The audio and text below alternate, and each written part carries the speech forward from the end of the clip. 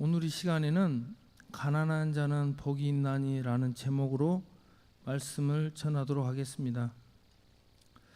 제가 세상에서 가장 사랑하는 분은 예수님입니다. 그리고 예수님 다음으로 사랑하는 분이 있습니다. 오늘 그분을 소개하고자 합니다. 제가 예수님 다음으로 사랑하는 분은 이탈리아 아시시의 프란시스입니다. 사람들은 프란시스를 프란치스코라고도 부릅니다. 프란시스는 이탈리아 아시시의 부요한 상인의 가정에서 태어났습니다. 좋은 가문에 태어나서 좋은 교육을 받고 부유한 친구들과 함께 어울려 다니며 젊은 시절에 방탕한 생활을 하였습니다. 그러던 어느 날 아시시와 다른 도시 간에 전쟁이 벌어졌는데 프란시스는 전쟁에 참여했다가 포로로 잡혀가서 감옥에서 1년의 시간을 보내게 됩니다. 감옥에 있을 때에 몸에 중병이 생기는 일이 일어났고 그 일로 인하여 프란시스는 자신의 삶을 돌아보게 되었습니다. 그리고 전쟁이 끝나고 풀려난 후에 프란시스는 회심을 하게 됩니다. 작은 교회에 나가서 하나님께 기도하며 자신의 삶을 회개하였습니다. 그렇게 교회에서 기도할 때 프란시스는 하나님의 음성을 듣게 됩니다. 프란시스야, 프란시스야, 무너진 나의 교회를 다시 세워줄 수 있겠느냐라고 하나님의 음성을 듣게 됩니다. 프란시스는 자신이 지금 기도하고 있는 낡은 교회를 수리해 달라는 소리로 알고 자기의 사비를 들여서 낡은 교회 이곳저곳을 수리하기 시작합니다. 그런데 오랜 시간이 흐른 후에 사람들은 그 음성이 교회를 수리하라는 음성이 아니라 하나님의 영적으로 무너진 교회를 일으켜 달라는 소리였다는 것을 알게 됩니다.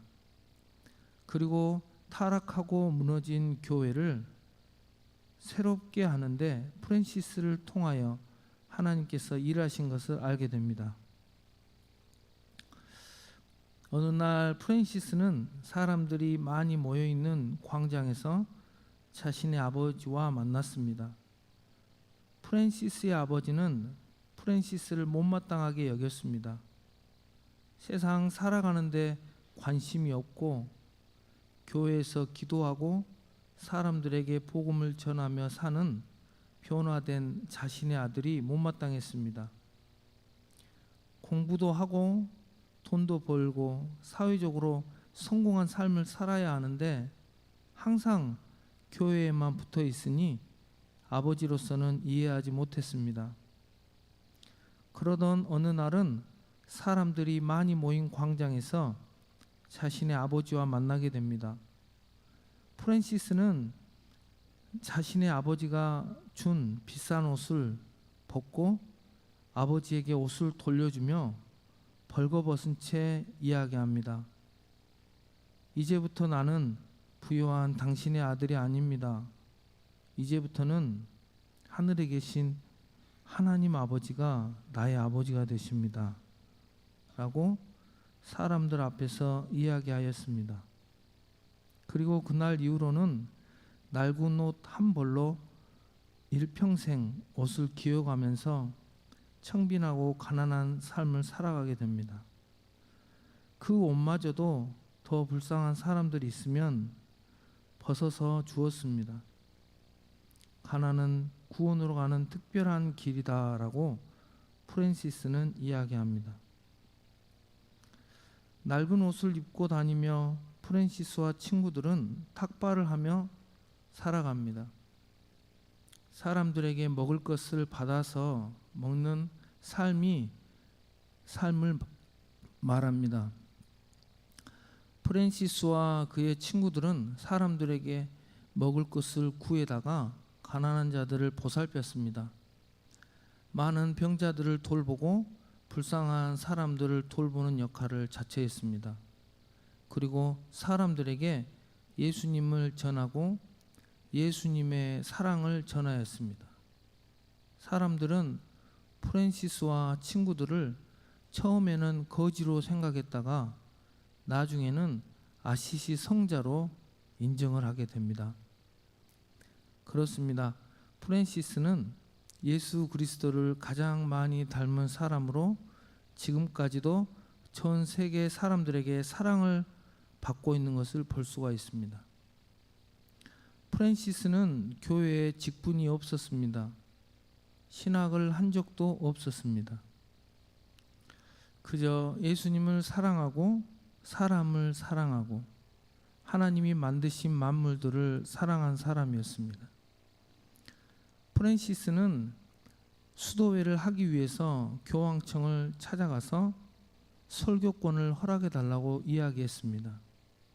교황은 기꺼이 프랜시스에게 설교권을 허락했습니다.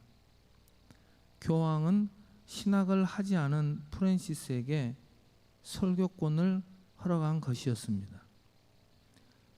프랜시스는 하나님께서 세우신 세상의 질서와 교회의 질서를 잘 지킨 사람이었습니다. 하나님의 사람은 세상 질서도 교회의 질서도 잘 지켜야 될 줄로 믿습니다. 프랜시스는 십자군 전쟁 초기에 십자군과 이슬람군이 대치하고 있는 상황에서 홀로 이집트 술탄, 이슬람교의 왕입니다. 술탄에게 혼자 가서 예수 그리스도를 전하고 전쟁을 하지 말고 평화하자고 이야기하는 놀라운 일을 하였습니다. 잘못하면 그 자리에서 죽을 수도 있는 상황에서 프랜시스는 담대하게 이슬람교 왕에게 혼자 가서 평화를 이야기하고 예수 그리스도를 전한 것이었습니다. 죽음을 두려워하지 않고 예수 그리스도의 복음을 전한 것이었습니다. 다행히도 프랜시스는 죽음을 당하지 않고 무사히 돌아왔습니다. 그리고 이탈리아 어느 마을에 늑대가 나타나서 밤마다 동물들과 사람들을 죽이고 다녔다고 합니다.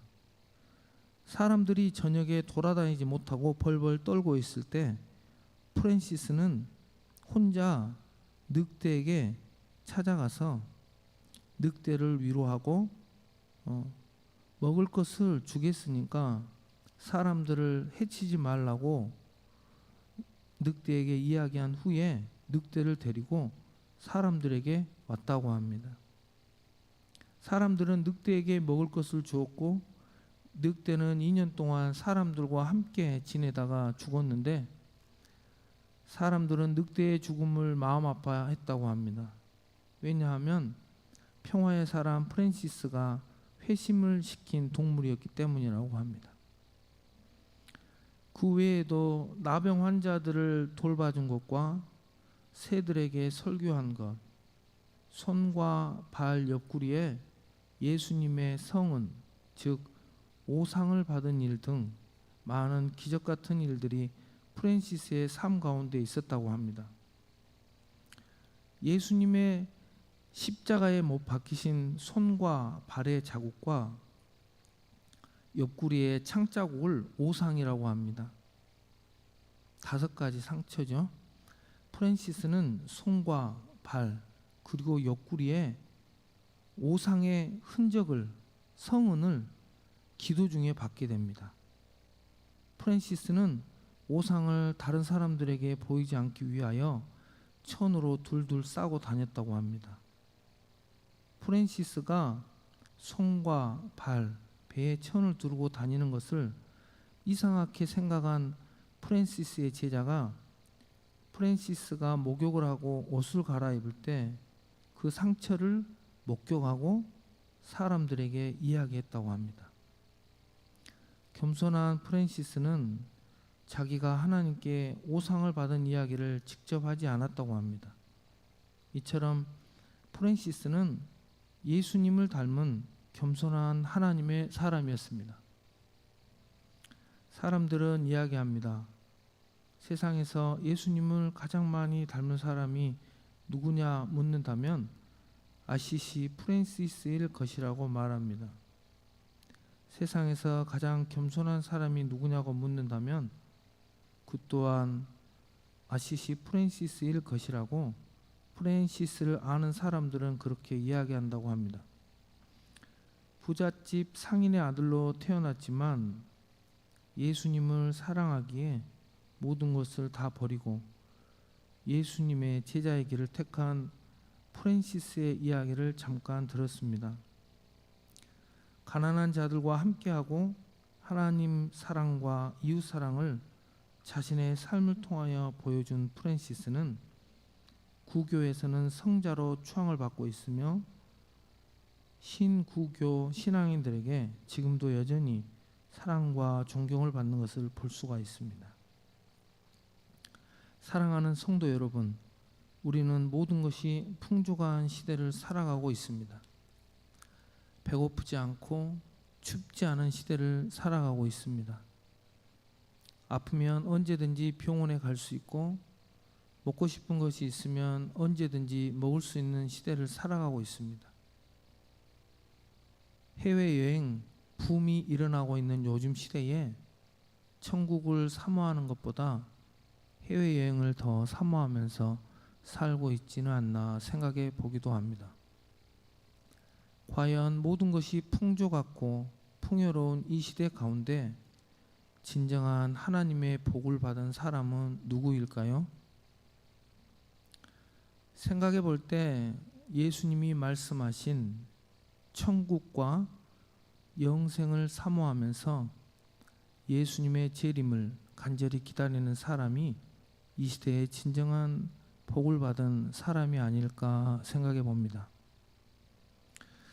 오늘 프랜시스를 소개한 것은 예수님을 사랑하고 자신의 삶으로 예수님의 사랑을 전한 프랜시스처럼 우리들도 예수님을 사랑하고 삶 가운데 예수님을 사랑을 전하고자 하는 마음에서 설교를 준비하였습니다.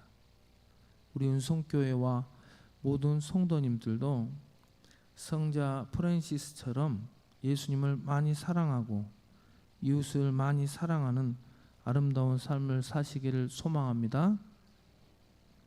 마태복음 13장 44절에서 46절 말씀입니다. 천국은 마치 밭에 감추인 보화와 같으니 사람이 이를 발견한 후에 숨겨두고 기뻐하며 돌아가서 자기의 소유를 다 팔아 그 밭을 사느니라. 또 천국은 마치 좋은 진주를 구하는 장사와 같으니 극히 값진 진주 하나를 발견하며 가서 자기의 소유를 다 팔아 그 진주를 사느니라. 오늘은 프랜시스의 평화의 기도로 수요 예배를 마치도록 하겠습니다. 주여, 나를 당신의 평화의 도구로 써주소서.